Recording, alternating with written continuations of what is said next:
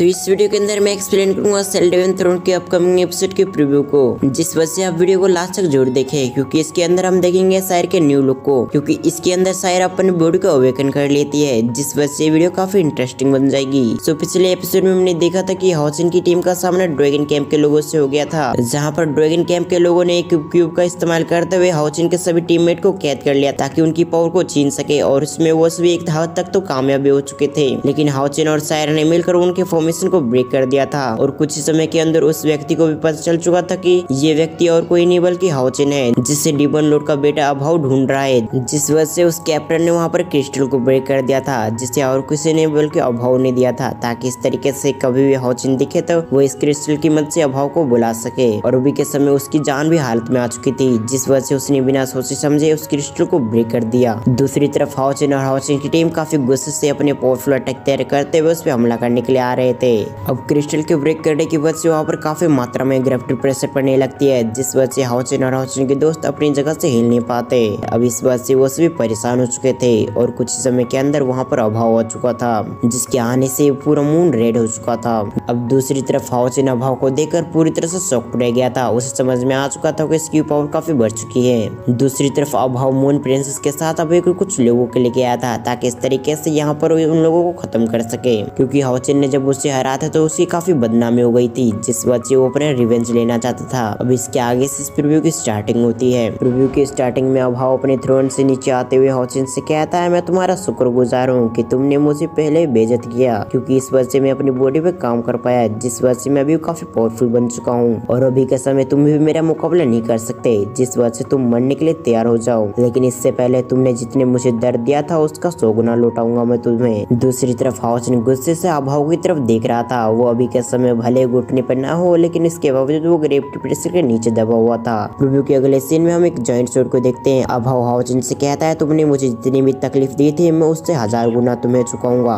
ये कहते हुए अभाव ने एक पावरफुल अटैक तैयार करते हुए हाउसिन पे कर दिया। दूसरी तरफ हाउसिन और सायर लगातार उसके हमले को डोज कर रहे थे। वो दोनों मिलकर भी अभाव का सामना नहीं कर पा रहे थे, जिस वजह से उन दोनों को काफी गुस्सा आता है। अभी के समय सायर भी हाउसिन की मदद कर रही थी, ताकि इस तरीके से वो इस फाइट को जीत सके। अभाव हाउसिन से कहता है, अगर तुम मुझे हरा देते हो तो मैं तुम्हें और तुम्हारे साथी को यहाँ से जाने दूंगा, लेकिन अगर तुम मुझे नहीं हरा पाते हो तो तुम्हें और तुम्हारे दोस्तों को मरना होगा। अब इस चीज के लिए हाउसिन को भी ना चाहते हुए भी एग्री होना पड़ा, क्योंकि अभी के समय हाउसिन के पास कोई चारा नहीं था यहाँ से निकलने के लिए, जिस वजह से हाउसिन और सायर अपना बेस्ट दे रहे थे ताकि इस फाइट को जीत सके। अब इन तीनों की फाइट की वजह से आसपास की इलाका तबाह हो चुकी थी। काफी सारी फायर एनर्जी बॉल आते हुए जमीन से टकराती है, जिस वजह से वो जमीन टुकड़ों टुकड़ों में। अगले सीन में हम अभाव को देखते हैं, जो कि हाउसिन के सामने अचानक से आते हुए उस पे किक कर देता है, जिस वजह से हाउसिन की हालत खराब हो चुकी थी, और इसकी वजह से हाउसिन पीछे धकेला जाता है, जिस वजह से हम देखते हैं सायर के आसपास एक फॉर्मेशन जैसा कुछ बन चुका था, और अभी के समय सायर उस फॉर्मेशन के बीच में फ्लोट कर रही थी। ये देखते हुए अभाव कहता है, ये तो डिवाइन बॉडी है, जिस जल्दी से जाओ और इसे रोको, क्योंकि कुछ भी करते हुए सायर को डिवाइन बॉडी को एक्टिवेट मत करने दो। अभी यह आदेश मिलते ही काफी सारे डिमन सायर को रोकने के लिए चले जाते हैं, ताकि इस तरीके से वो सायर को डिवाइन बॉडी को एक्टिवेट करने से रोक सके।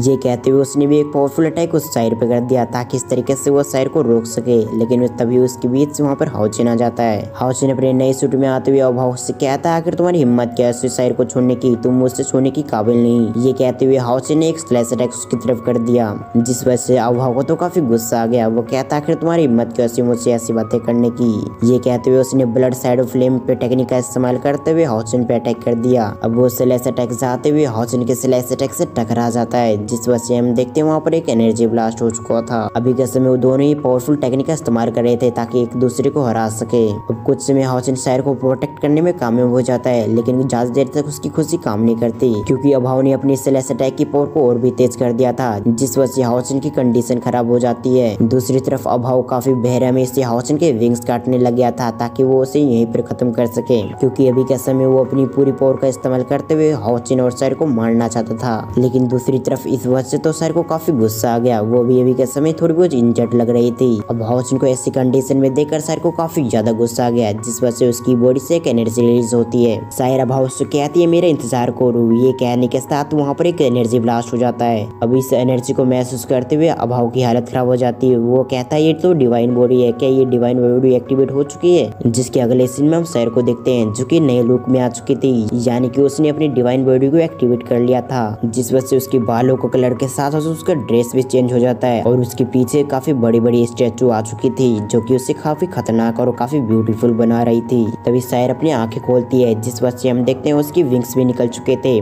जिस वजह से आसपास का हवा चलने लगती है, जिस वजह से हम देखते हैं अभाव की हालत खराब हो जाती है। तभी बैकग्राउंड से एक आवाज आती हुई हमें बताती है कि सायर ने अपनी डिवाइन बॉडी को एक्टिवेट कर लिया है। इसके साथ साथ वो यहाँ पर किसी को नहीं छोड़ने वाली। अभी ये लिखावट के साथ ही हमारा ये प्रीव्यू यहाँ पर एंड होता है। अब अगर आपको नोवेल बेस एक्सप्लेनेशन देखना है थ्रोन ऑफ स्टील का तो आप मेरे चैनल को सब्सक्राइब कर सकते हैं। इसके साथ साथ अब अगर आपको एक्सप्लेनेशन अच्छा लगा तो वीडियो को लाइक करके चैनल को सब्सक्राइब कर लें। इसके साथ साथ बेल आइकन कॉल पर प्रेस करना ना भूलें। अब अगर आपको एक्सप्लेनेशन अच्छा लगा तो वीडियो को लाइक करके चैनल को सब्सक्राइब कर लें। इसके साथ ही साथ बेल आइकन कॉल पर प्रेस करना ना भूलें। तो फिर मैं मिलता हूँ किसी और वीडियो में, जब तक के लिए थैंक्स फॉर वॉचिंग।